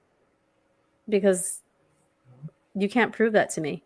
You can through Newtonian physics, but when we look into quantum mechanics and all these weird physics concepts, that all kind of falls apart. And that leaves a lot of space open to explain Yeti, you know, Sasquatch, spirits, cryptids, aliens, interdimensionals, ultra-terrestrial, you know, the umbrella term, you know. It's just there's so many weird things and wild things out there and varieties of it that all these people, all us people experience, and no one's able to capture any of it. No evidence of it at all. Just getting close. So in order for it to all exist, it would make sense if it was in our minds, or our minds are able to travel to this place, because that's where it's all happening. And perhaps us as experiencers don't realize that what we're seeing in this world isn't actually in this world. We have the ability to see both worlds at the same time and not realizing that it's happening, which is why when you take a photo and you look at it later and be like, how come I didn't get it? Because the camera is in this world, but your mind, you know, is in the other, and you're seeing them together. And that would be the smoking gun. That would be the ultimate disclosure, to be like, yes, consciousness is alive. Consciousness is connected to all of us. And, you know, this is God, you know. So. Yeah. It feels like all that is kind of recent though, right? It's so recent if you think about like our history as humans, to say that I feel like we're almost circling around, because the people that used to see in between worlds were the shamans or the medicine people, right? They used to have value in the society. And that was normal to them back in the ancient and all that stuff. And now we're like, well, we can't. And then now we're just kind of getting up to speed. We're like, oh, now it makes sense. But physicists are like, well, we're beginning to think this and that. And I'm like, bro, I'm a witch. I thought this the whole time, you know, like. Or not, you don't even have to be a witch, you know, just a spiritual person or open-minded person. It's strange that you have to be self-conscious about thinking these sorts of things in certain settings, right? Like, I don't talk to anybody in my family about this. Nobody, not even the closest people. I think the closest that have come is like my son had a question about a cemetery we were driving by, because his school was across from a cemetery. Yeah. And he started asking all these questions about like what happens to you when you die. That's probably my 5-year-old son's probably the last person I had. We're still trying to figure that one out. Oh yeah, definitely. So I told him all the different things that people thought was going on, you know, and other people just don't want to talk about it. Like, there people just don't care in some cases. They're just like, no, I'm good. I'll watch the game and that's it, you know. Well, there's different types of people. You know, the one guest you mentioned here, oh, sorry, I don't have the screen shared, but it's still on my screen here, the starseed, right? Yeah. Starseed is a term that's quite often used to identify a select type of beings within the beings that are, you know, part of the old way or the new way or current way or whatever. I mean, something's up.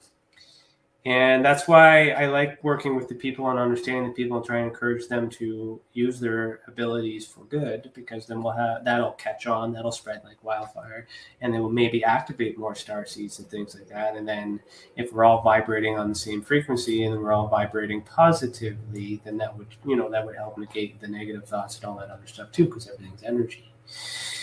So you call yourself a witch. You say this. So to you, what is a witch? How would you describe that? How does that apply to you? And I'm just curious to know why you use a Y instead of an I.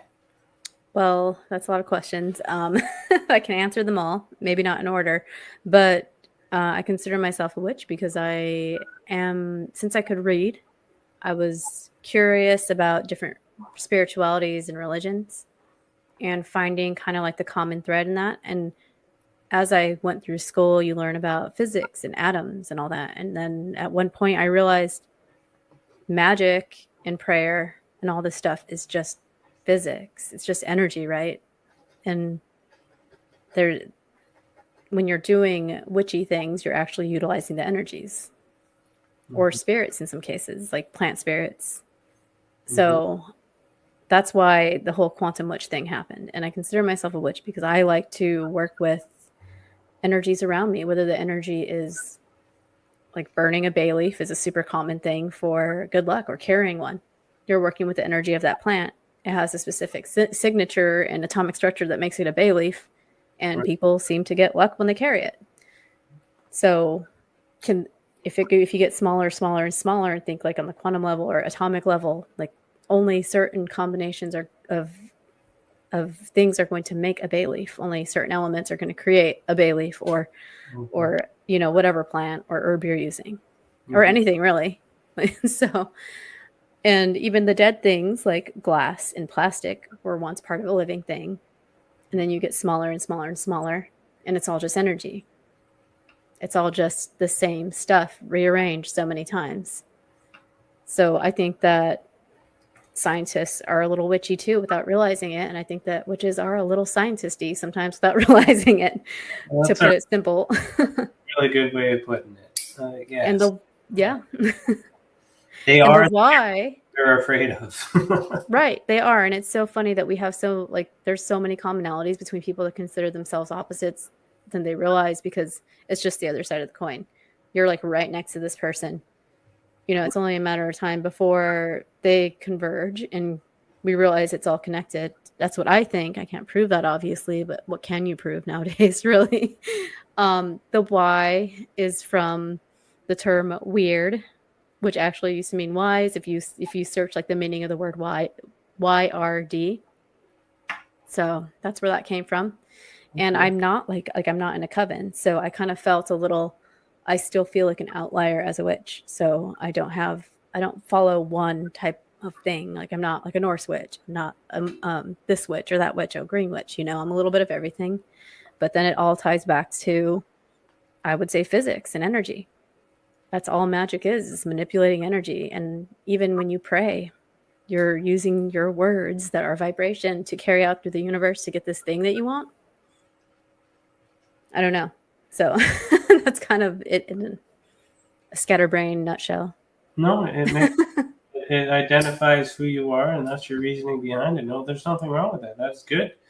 I mean, it speaks to the research elements as well, why you're so involved with this, and with your experiences too, right? It just fits. So if I'm okay, and I'm okay with going to sleep at night nowadays, saying I was visited by something from another dimension. And even if it is an ET, they're visiting me. And that's powerful for you to admit and to say for yourself. Yeah. And by saying that here in front of, anybody, I mean, that's helpful because others, might be feeling the same and they don't say anything either. They're just listening. You can be okay with your experience. It's you can be okay with what you think is happening. Maybe it is happening like that for you. When you're trying to prove something, you have to consider who you're trying to convince.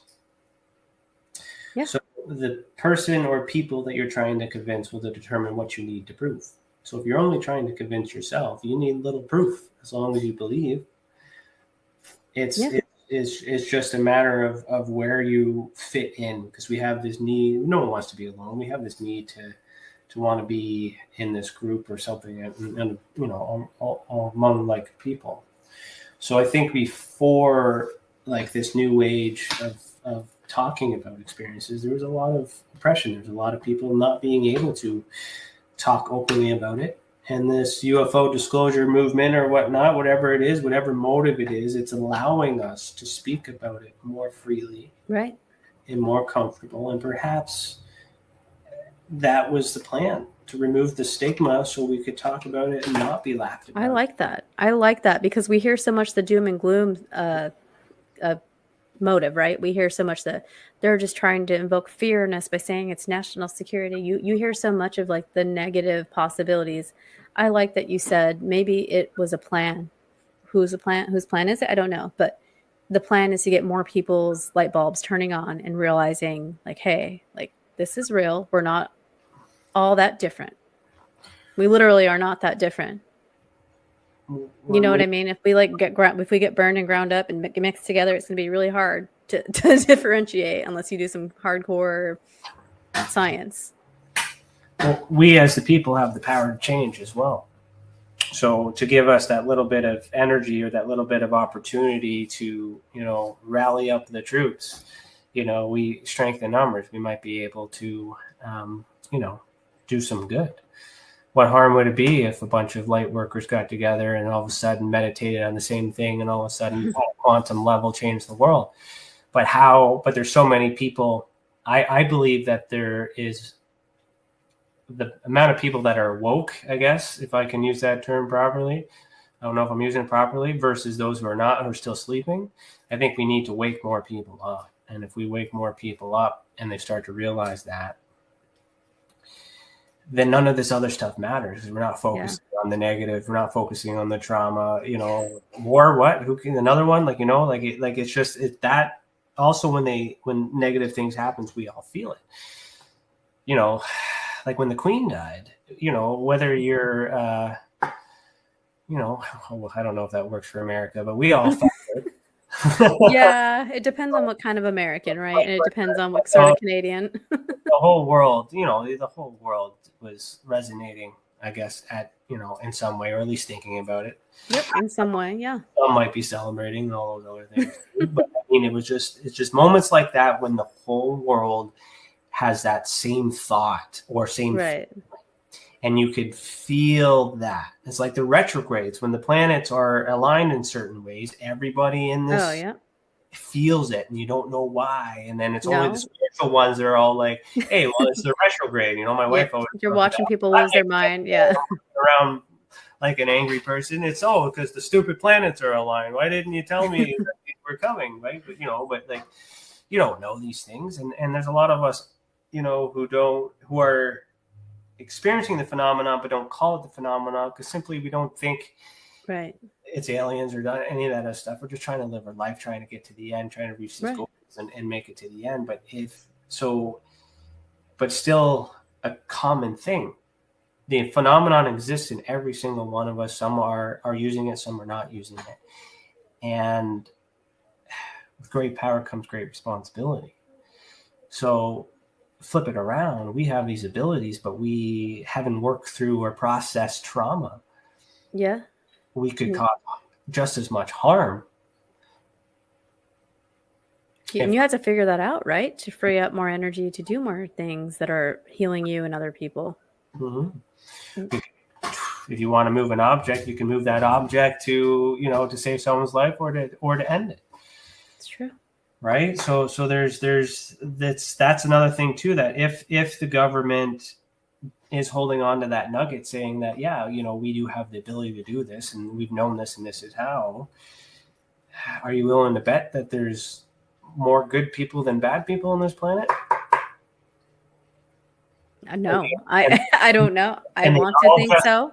And we all get superpowers at the same time, or just realize how to get into it? No, there was that one movie, right, where people had no rules. The Purge? Yep, The Purge. Yeah, I had a nightmare about that I was in that. And I'm like, I'm not trying to kill anybody. How'd I get out here? But But if we had superpowers in that movie, we'd be able to survive. oh, for sure. Yeah, that's funny. That's interesting to think about if everybody got superpowers like right now. Yeah, well, would that solve the world's problems, or would that just create more problems for everybody else? Because how many people? Because we need more people doing more good things, and then there has to be a balance. When we have politics, you got Democrats and Republicans. Here is liberals and conservatives. But I mean, once one way doesn't work anymore, they go the other way to balance it for a little bit to adapt until you get to this unified feeling. But this unified feeling only lasts for so long, and the only way we're going to get unity is if they all tell us and the same thing, and we're all on the same page, and we all have the same understanding and stop fighting with each other. Okay, where do you want to go with this? We're in a rabbit hole. We are beyond the tinfoil. We are. Yeah, I don't know. Quantum Wytch, we talked about other things here. Talked about the government, psyops. Is there? Well, you said you're a researcher. So, is there anything that stands out in your mind that you've researched in and out, and that you're most fascinated with and confident with? I guess.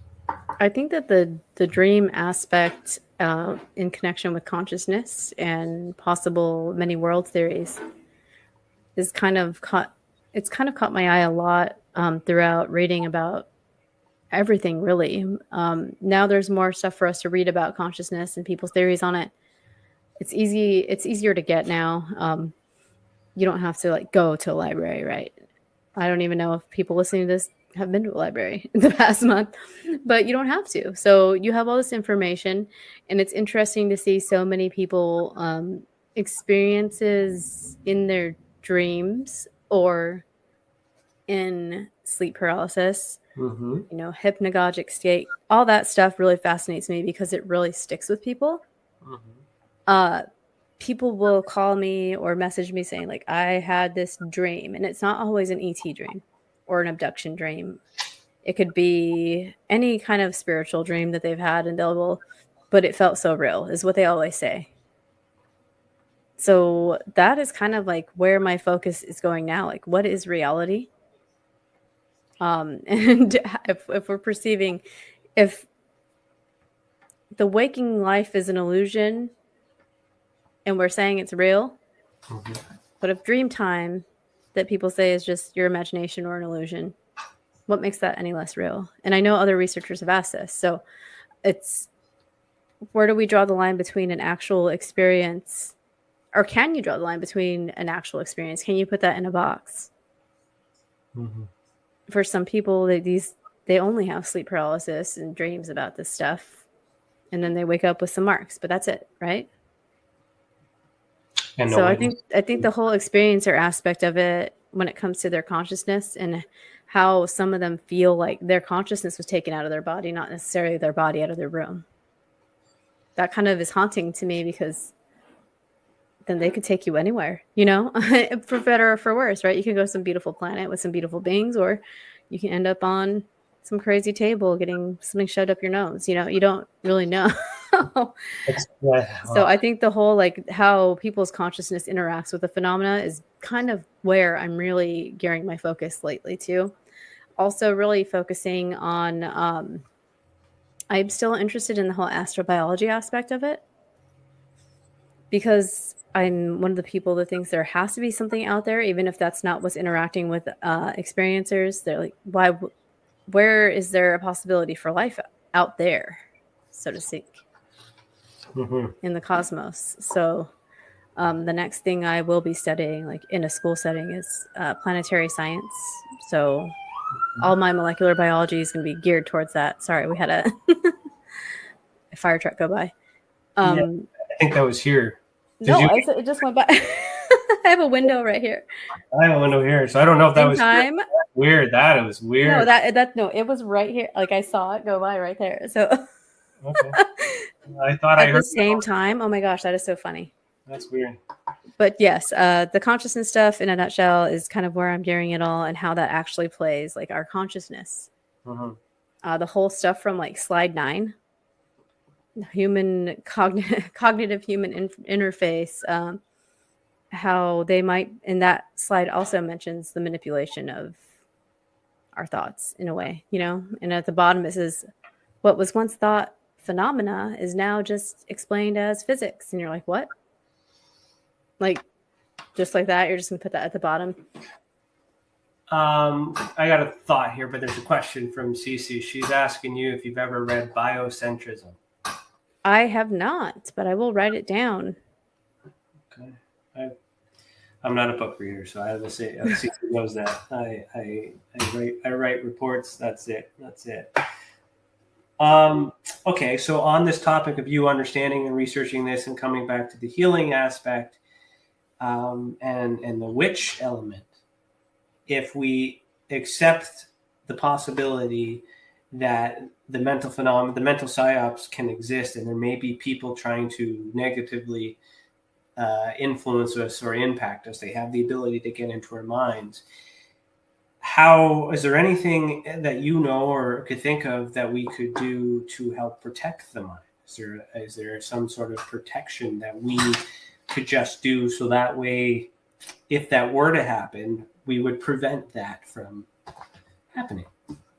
So a lot of people like to use crystals or oils or plants or spells to protect themselves, but you have to think about extending a normal protection spell into the other realms or the other dimensions.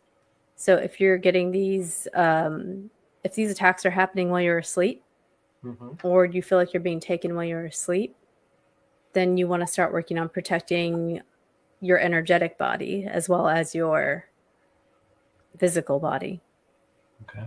So this might be like way out there for some of you, but we do have different layers to ourselves. Just think about your soul, basically. You got to think about protecting that soul or that ethereal body or the energetic body. There's so many different things that people call it. To do that, it's honestly a lot of visualization. It's kind of like before you go to sleep, if you know you're vulnerable when you go to sleep to these experiences, setting your parameters before bed, almost like you're getting ready to lucid dream or astral travel. Lucid dreaming is kind of like the first step to astral travel. So you want to set, your bedtime ritual where you're putting down, you're either doing a visualization of surrounding yourself in some sort of protective light or protective visualization. It could be a cage if you want. The trick is you have to kind of believe that you're allowed to do that. Because the last experience I had with all the grays was a horrible experience. I had a sleep paralysis there by my bed, and I was in a good meditation practice and a good lucid dreaming practice. And I went back there the next night and I told them I didn't want that anymore. I said, take me to whoever is in charge of you. And I told them I don't want this anymore, that I'm done. And I haven't had an experience since. But I had to believe that I was capable of it, because in the past, you feel like a victim when this is happening. And I'm 38, so it's taken me 38 years to figure out that you do have agency in your energetic and your astral body, which is a lot of complicated things, but you have to start with setting parameters before you go to bed if you feel like that's when you're most vulnerable. Like when I sleep tonight, I'm only things that are allowed to touch me and my astral body is angels, or you have to get like your dream setting. I only want grandma to visit me in my dreams, or I only want spirits to be, or beings to be in my dreams that are helpful, loving, and beneficial. And it sounds like you're kind of bullshitting it at first, but the more you do it, the more it kind of like activates different parts of you, and you become aware that you're allowed to say no, even in these astral situations or out of body situations. And it's so understanding that, like, you are taking confidence, or anyone who's in this situation is aware of it. They are expressing that energy back to repel against the energy. There may be, that's energy connecting with energy, and then there's reinforcement or resistance, I guess, that is present on the other side that perhaps stops them from trying. So it it's interesting too to know, like, to be able to prove that in an experiment. Someone to try to mentally enter a mind and prove that it was there, instill a thought, and then do the same test with the same people when they put up a protection spell to see, what the person putting the thought out experience in response to hitting that wall or that bubble you put up. How does that, what does that happen on the other side? I'm just thinking of like. Oh, for sure. I literally started adding in all realms at the end of any protection spell that I do now, because. And even if it's not true, it's not going to hurt, right? Exactly. It's not going to hurt you to sleep with a rock under your bed, honestly. And you know, rocks are better than knives. That's true. But I mean, depending. But you could take somebody out with a good sized rock as well if it's a physical person. So. That's your American speaking right there. I know, right? We're always worried about people breaking in. National security. Okay, so let's we're gonna do our final segment, and then we'll talk about that for a little bit, and then we'll talk about, as we close the show, we'll talk about where you're going to be next. Okay. So this final segment is called "Sorry, Not Sorry." Play the little jingle right here.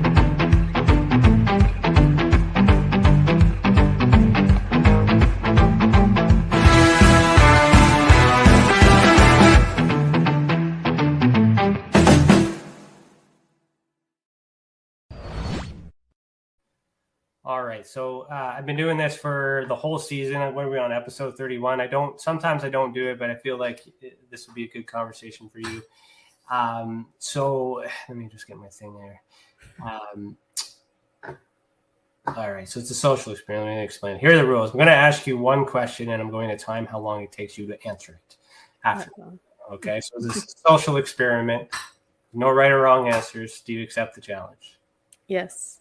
All right, so with all the knowledge and experience you have, what shape is the Earth? Round. Ooh, that was quick. 1 second. That was quick. Round. So you're pretty confident on that?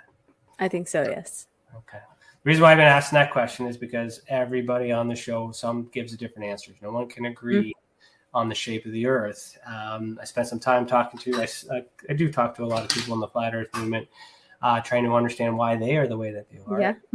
And I do, they're fighting the same fight. They believe that NASA's lying. They believe the same things, and they just want the truth. And they just so happen to think that, the Earth might not be exactly what it is. So on that topic, you say it's round. Have you ever been to space? Not physically. Yes. So how do you know for sure? How do you know they're not lying about that? You say the government's lying about all these other things, but they're telling the truth about space? I don't know. I've dreamt about Earth being round, and I've had astral experiences where it's round. So that's Lisa listening. There's another one who's had the travel around the Earth there through an experience that says the Earth is round. I just like to use that topic because it's controversial sometimes. Oh, and it's funny too. Sometimes when you see people talking about, some people get mad, but it's also funny sometimes. Well, why do they get mad? Because it might be possible, and it changes their way of thinking, and it's. If you want to know how the moon landing was fake, ask somebody who believes the Earth is flat, because they have a lot of science. Oh yeah, I've been down that rabbit hole. I've been down it. I just didn't.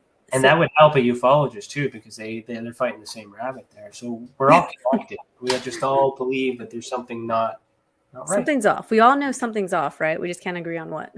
So in order for the Earth to be flat, there would have to be a dome, which means this is a simulation, perhaps. So what are your thoughts on this world being a simulation?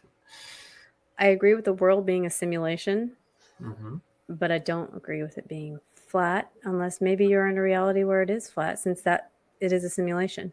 Well, it can be flat and round. It's just the plane is flat, and there could be something outside that's round too. There's a could be, what do they call it? The firmament?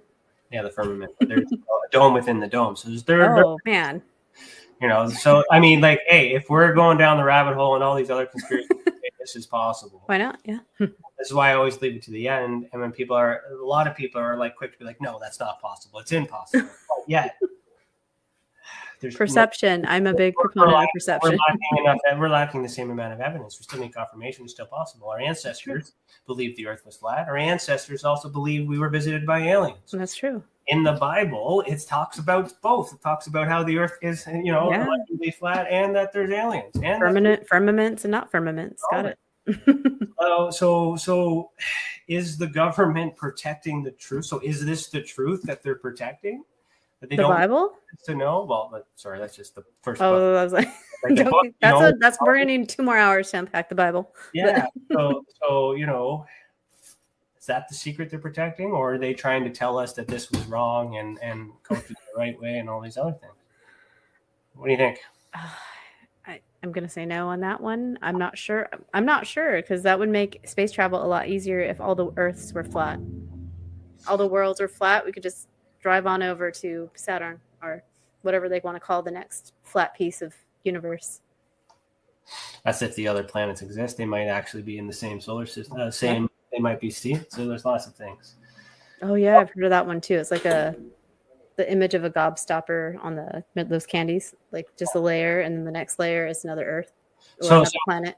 Okay, here's a question. Let me, before I go into this part here, that your screen that you got behind you, is that an actual picture of the Earth? Oh yeah, I'm there now. Or is that CGI? No, I'm up there now. See, it doesn't look round now that I'm looking at it. So now I'm just confused. It kind of looks flat to me.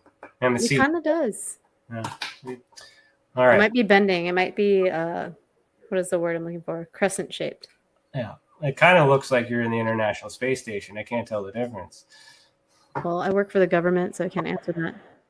Okay, so we got 10 minutes left. This is your link tree. Tell me what do people want to find on here? Oh my goodness. So you have my YouTube channel, and then my Twitter and all my social media stuff. It's also at the bottom because that's how it is. I have some stuff on there, like some podcasts I've been on. I have some resources like UAPD.com. That green thing down there is a resource for videos, books, everything. And the guy updates it daily. So if you're looking for something to watch, something to read, recent interviews, recent articles, it's all on this webpage, and he's a friend of mine. So that's why that's on there. Anything you want to put on there, he has. So as if it's UFO related, you can find it on his page, and you can always message him if you think something should be on there, and he's pretty receptive. Some of that's just links to YouTubes I've been on because somebody told me I should do that. So I did that. I have UAP Media UK on there because they tend to do a lot of work with different things. Like they were the ones that brought out the Calvine, the actual Calvine photo. And they do a lot of great articles on older cases that are UK based. So that's kind of cool because we hear a lot about the American stuff, Roswell, whatever, but they do UK stuff. So I have them on there because they put a lot of work in. Okay. What do you know about Canada? I know the one that stands out to me is, oh my gosh, why is it leaving my brain? The lake one where he got burns all over his body. Falcon Lake. Falcon Lake, yeah. You need to make a Canadian site. Do you have a tab on yours? This is it. This is all Canadian. Oh, I know you're Canadian, but I didn't know if you had like an area that like this is all Canadian. If you go to investigations, you go evidence, you can explore all here, but our timeline, everything's Canadian here. This is all Canada. Everything you need, all right here. I'm curious about the Sasquatch stuff happening in Canada. So you guys got some pretty remote forests out there. Yeah, I haven't got any reports on Sasquatch yet, but really, just personally, I thought about all that. We drove from Arizona to Alaska, and when we went through Canada, like Yukon and British Columbia, I was just like, the wilderness out there is just so big. So this is the next thing. Mm-hmm. The big thing. You wanted to talk about at the end. Yes. I will be co-hosting with a couple of people, J. Christopher King, and James Iandoli from Engaging the Phenomena, and Kelly Chase from UFO Rabbit Hole podcast. These are going to be the speakers up the top. There's still online tickets available, but those are the hosts. Will be announcing different people, but Jay and James put it on. A lot of cool people are going to be speaking from different areas, talking about the phenomena. We have, Gary Nolan doing the biology stuff. We have Mitch Horowitz doing some of the kind of mind mentalism stuff, and then we have I always mess up. I always mess up Dr. Sean's last name, Esbjorn Hargens. He does a lot of the consciousness studies, and he has a great website himself if you want to do classes on consciousness in relation to different phenomena. Darren has a website, Exo Academian, where he talks about everything from abductions to consciousness to history. And Dr. Tim Grieve Carson. So it's a lot of, I feel like it's a good mix of biology meets consciousness, meets human, like understanding the human potential and interaction with our consciousness and different phenomena. But that's going to be next Saturday, and you can get online tickets because the in-person ones sold out because it's a pretty small venue. So yeah, I hope to see people online there. It's going to be exciting to hear everybody speak and meet a lot of people in person. How do you get a ticket? I just clicked that and it said, oh, it doesn't work. Oh, so no. there might be, okay, I might have to change. I'll put the online link on there. It looks like I have the one to, it might be on the drop down menu up to the left to get the online tickets. I think that I posted, that's the online one. So I'll get that fixed and get it on my link tree for online tickets. Okay. Well, there you go. Well, it's there for those who want to find it. And then where can they find you? What's the best one to find, to contact you at? If you want to contact me, either Twitter or Instagram is kind of, and they're all at the very bottom. That's all the main links there. But they're also in the list because somebody told me I should do that. So some people are like, you need to put it in the list too. But I tend to be on Twitter and Instagram the most. I do have a Facebook, but I'm going to be honest, I don't really go on as often. So I'm just putting the links in the chat box for everybody. Thank you so much. Yeah, I think Instagram and Twitter are the best way to get a hold of me. If you're an author, I would love to have you on to talk about your work. Anything paranormal, fringe, mostly UFOs, you know. Even I've been trying to get a cryptid person on. So if you know anybody that's into cryptid stuff, I've been trying to get a good paranormal person on, like that does paranormal investigation. So if you know anybody, hook it up. And yeah, if you want to come on and talk about your experience, message me as well. You know people? Wait, do you know yourself? You can come on. I was the joke because I might know somebody who knows a thing or two about those. That's cool. Awesome. Well, thank you so much for being here. We're going to do the after chat. So for those of you who are in the chat, stick around because we're going to say hello to all of you folks, and we're going to digest this episode and talk about what's coming for Tessa, and then close the week off because I don't work Fridays. So yeah. Is there anything else you want to leave for the folks? No, thank you so much for having me on, and I need to watch more of your episodes because I was looking at some of the stuff you had on there, and it looks really interesting, and I'm curious about your investigation stuff. So I'm definitely going to be following you more closely. I appreciate that. Thanks for checking that out. A couple of things you said there. You said you did a couple of things because people told you should do that. So yes. Do what you want to do. I know, but it'll be easier to find you if you do this and that, you know. So. But yeah, no, that's cool. All right, awesome. So everybody, thanks for watching. Keep your eyes in the sky, and we'll see you at the after chat. Heed the world. Goodbye. That's it, everybody. That is a wrap. That is the end of it all. Thank you for joining me tonight. I look forward to seeing you back next week, where we'll continue to have this conversation deep down into the rabbit hole in which we call the ultra spectrum. Thanks for joining us. I said that already. Oh well, fuck it. Heed the world.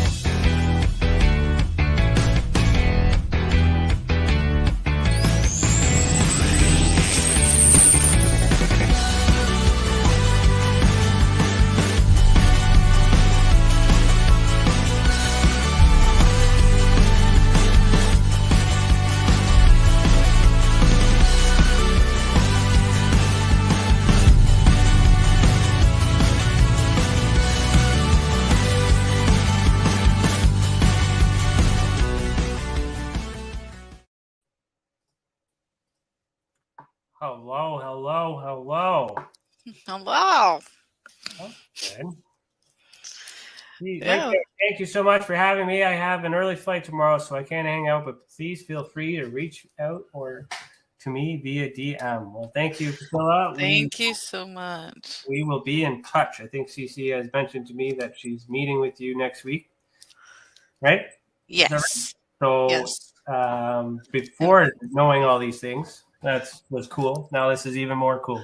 We'll have a good trip. So how'd you find her? How did I find her? You were going to tell me this morning, and I stopped you because I didn't want to know. But how did you find her? Where'd you find her? Well, it's super weird because like I was telling you, I identify as a quantum witch as well, and like I joined TikTok, got certain people I just resonated towards, and I saw her, and I follow her, and I still do. So like how I operate is really weird. I just follow people until I decide not to anymore.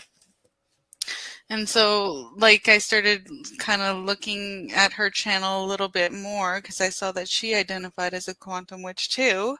Mm-hmm. And listening to what she had to say, and like very much in alignment with her. And then saw too that she was doing this book club. And I'm like, well, geez, that's another interest of mine too. And really thought, I should get to know this person and talk to them and see what their plans are for the future, and if maybe they'd be willing to work with us. The book club idea kind of falls in line with your Ultra Spectrum library. Yeah. So I see that now, and that's what you were suggesting earlier. So that's interesting. So that's good. So you're a fan. Awesome. Good. Yeah, well, and I didn't realize from her story just very similar to my story and upbringing and how I found the same path. So it was kind of almost like eerie but interesting at the same time.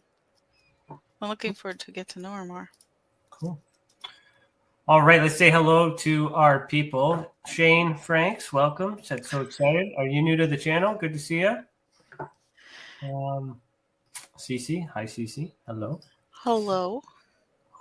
What's that say? Horrors love that. Love fat. Lover fat? What's that say? Horse lover fat? Yeah, I think that's meant to be like one of those things. If you say it really fast, it sounds bad, Good job. I don't know. I don't want to try it in case it's too loud. Hello, welcome to the channel. If you're still here, what else did you say? You said fourth kind gave you nightmares. It's an uncomfortable show for sure. Yeah. What else? Yeah, you mentioned experiencers and